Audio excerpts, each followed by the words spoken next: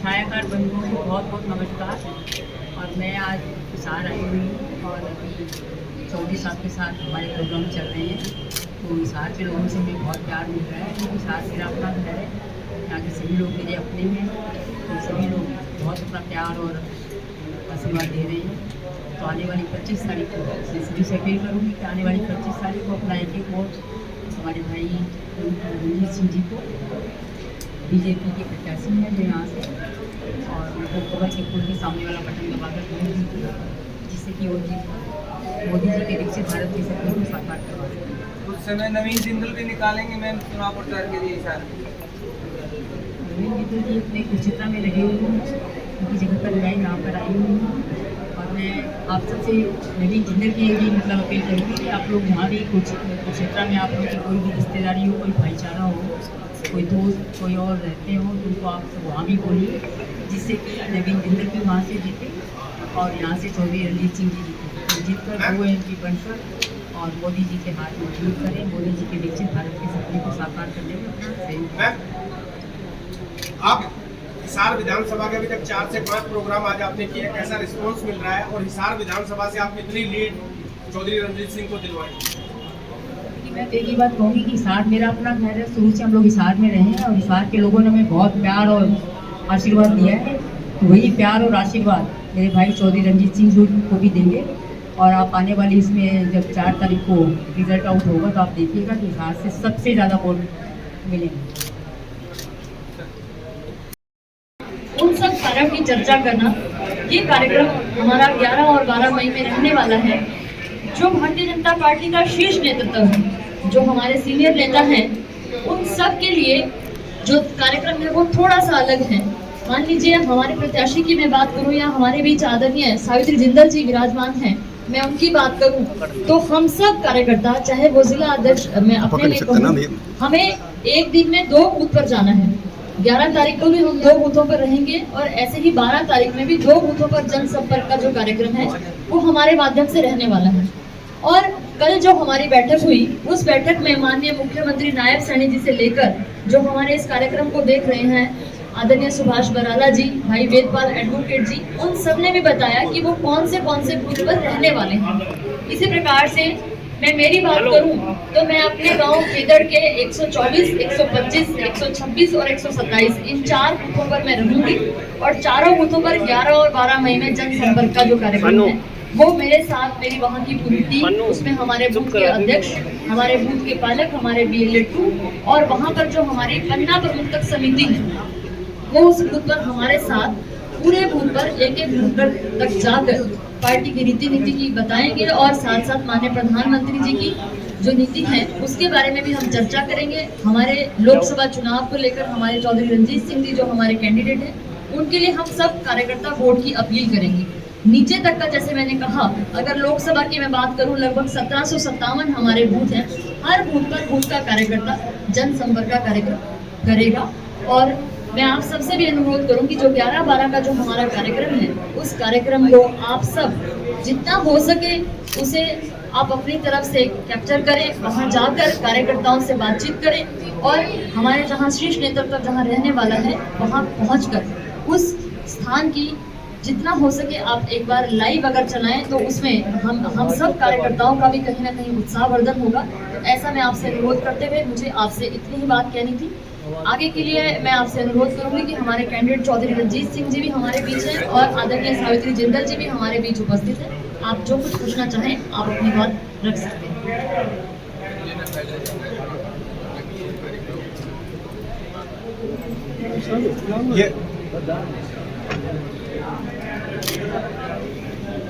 ठीक है, ठीक है।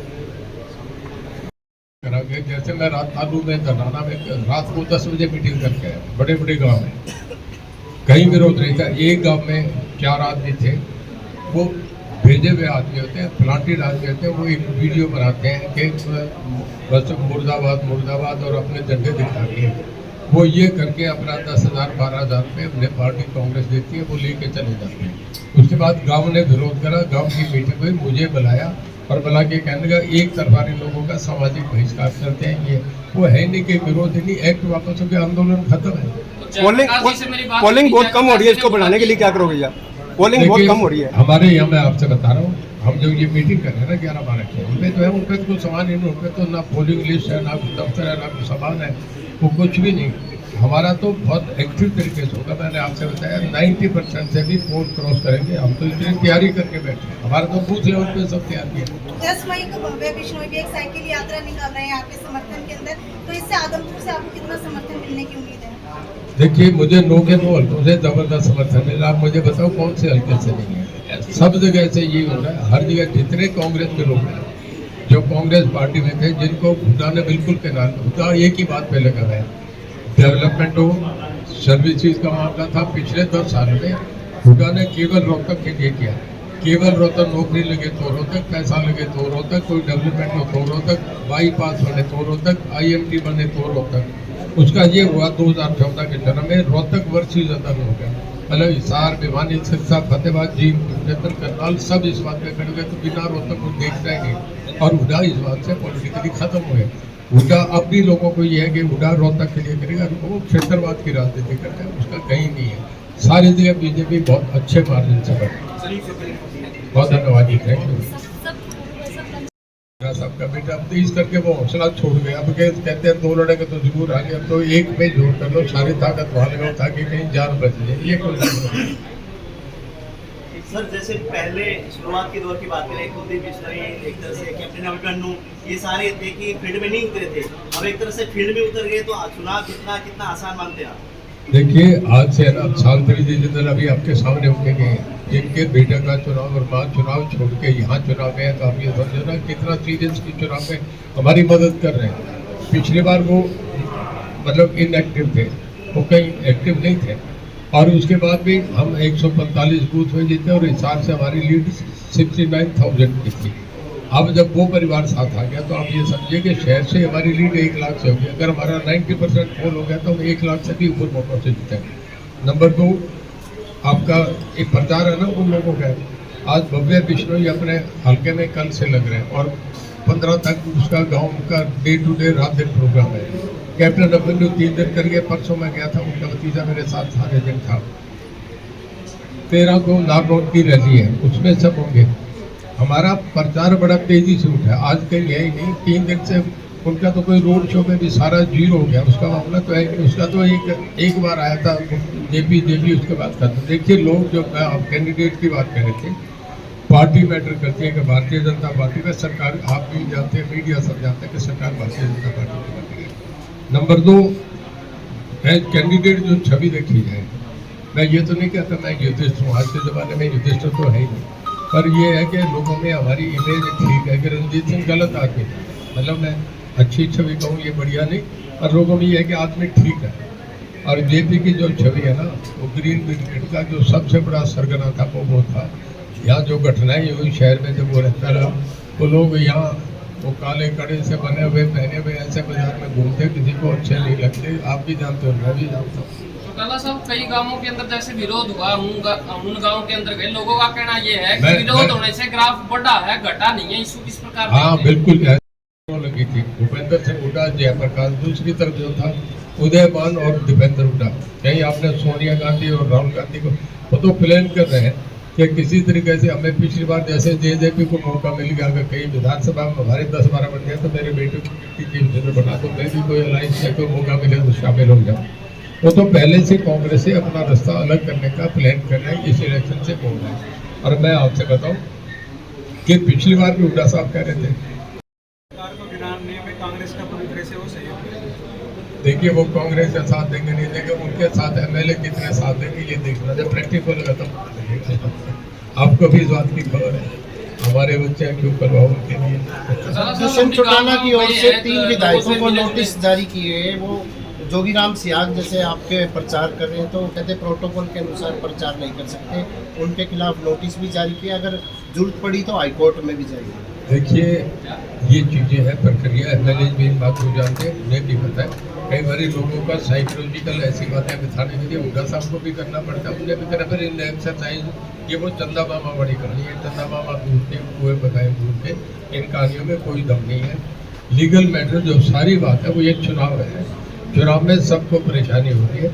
हम 10 की 10 जीत रहे हैं, हमारे सामने कही है। मैं आपको ये भी दावा कर रहा हूँ, आज कह के जा रहा हूँ, भूपेंद्र सिंह हुड्डा भी हारेंगे पहले से ज़्यादा, दीपेंद्र हुड्डा पहले से ज़्यादा वोट उतारेंगे, ये बात से कह रहे हैं। भूपेंद्र सिंह हुड्डा ने सर यहाँ रोड शो में कहा है कि जयप्रकाश जब्बी को जिता दो, हरियाणा की सरकार भी कांग्रेस के बराबर। मैं एक बताऊँ आपसे, देखिए हुड्डा साहब केवल एक बात कर रहे हैं, कांग्रेस इस बात से खत्म हुई कि सोनिया गांधी ने, प्रणब मुखर्जी, उसके बाद आपके शरद पवार, नरसिम्हा राव और ममता बनर्जी, जो बड़े बड़े नेता थे, उनको दरकिनार करते गए कि ये राहुल के गांधी के रास्ते में प्रधानमंत्री में आड़े नहीं है। और इस एक्सरसाइज में कांग्रेस खत्म हो गई, राहुल गांधी प्राइम मिनिस्टर नहीं बने। यही काम हुड्डा साहब कर रहे हैं। हुड्डा तो पूरे उनके हुआ करते हैं। मैं जिस घर में भी गया, उस पूरा परिवार के 150 वोट थे, 200 वोट थे, सारे साथ हो गए। रात में मैं रुका हूँ कि 2000 वोट जो एकदम दूसरी तरफ से हमारे साथ जुड़े। सर सुबह 1 मिनट, सुबह मैं एलसी भाई जो हमारे वाल्मीकि समाज और रामदासिया परिवार के थे, 700-800 लोग थे, ट्रैक्टर चला के मैं उनके बीच में गया, बैठ के उनके साथ चाय पी, नाश्ता दिया, तो उन्हें बहुत हौसला हुआ कि ये अपने ठीक हम लोगों को देखेंगे। इस बात का बड़ा अच्छा मैसेज आता है, लोगों में अपनापन। सर भूपेंद्र हुड्डा ने आपकी सरकार के 3 MLA तोड़ दिए, आपकी सरकार अब खतरे में, क्या? देखिए ऐसा है, सरकार खतरे में नहीं है। आप लीगली देखते हैं, वोट ऑफ कॉन्फिडेंस या वोट ऑफ नो कॉन्फिडेंस एक बार आता है, 6 महीने के बाद उसकी भी तो उसकी आवश्यकता नहीं होती। नंबर 2 कि जो मेंबर टूट के जाता है, जैसे मैं जब बीजेपी ज्वाइन करी टिकट किया तो मैंने रिजाइन करा, विधानसभा से पहले रिजाइन करा, फिर पार्टी ज्वाइन करी। जो 3 मेंबर टूट के गए वो उनकी तो मेंबरशिप ही खत्म हो गई, वो MLA ही नहीं रह गए। अगर वो गए तो उसका कोई फर्क नहीं। देखिए चुनाव के मौके पे आज से नहीं, सदा से एक प्रक्रिया है कि जिन लोगों को टिकट के जो चाहवान होते हैं, जहाँ यहाँ नहीं मिलते दूसरी जगह जाके अपने टिकट पता करने के लिए MP भी जाते हैं, MLA भी टूट के जाते हैं। ये हमेशा चलता रहा, आज नई चीज़ नहीं है। वहाँ टूट के गए, कल को इधर भी कहीं टूट के आ जाएंगे। अब जैसे हमारे जोगीराम जी हैं, वो हमें हमारा साथ दे रहे हैं, बहुत ये होता है, ये कोई एक माइनर चीज। अब तो सामने मेन इशू जो है वो लोकसभा का चुनाव दिखा। सर तकनीकी रूप से जो कॉन्फिडेंस वोट लिया था वो पिछली सरकार ने लिया था, अब ये नई सरकार बनी है, इसने तो नहीं लिया। नहीं, वोट ऑफ कॉन्फिडेंस नई सरकार बनने के बाद, क्योंकि जब नई सरकार बनती है तो विधानसभा में वोट ऑफ कॉन्फिडेंस लेना पड़ता है, ले लिया।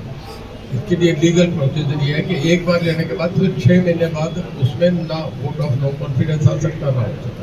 वैसे भी मैं ये बताऊँ कि कोई भी VP शू कर ले, कुछ भी कर ले, हमारी गवर्नमेंट स्टेबल है। 41 MLA हमारे पहले हैं, गोपाल कांडा हमारे साथ है 42, और इसके बाद जितने ये जो जिनमें से जो जाएंगे उनकी मेंबरशिप हमारे तो पास तो पहले ही भेजो किया। कांग्रेस के तो 31 ही मेंबर है। हमने मतलब छोटा वर्कर है चाहे बड़ा वर्कर है, हर जगह 2 बूथ रहेंगे। 11 तारीख को मैं चाहे बरवाला के 2 बूथ करूँगा और 12 तारीख को इंसान के या नलवाल के 2 बूथ करूँगा। और उसमें हमारा जागरूकता पैदा करना है कि वर्कर जाके जो छोटे लेवल पे एक से जो काम करता है हमारा वर्कर, उस तक ये मैसेज हो जाए कि हमने चुनाव को बहुत सीरियसली लिया। और जिस दिन 11 से हम लेंगे उस दिन पूरा चुनाव हमारा वोटर के हाथ में चला जाएगा। और इससे आप ये समझें कि 100% पोलिंग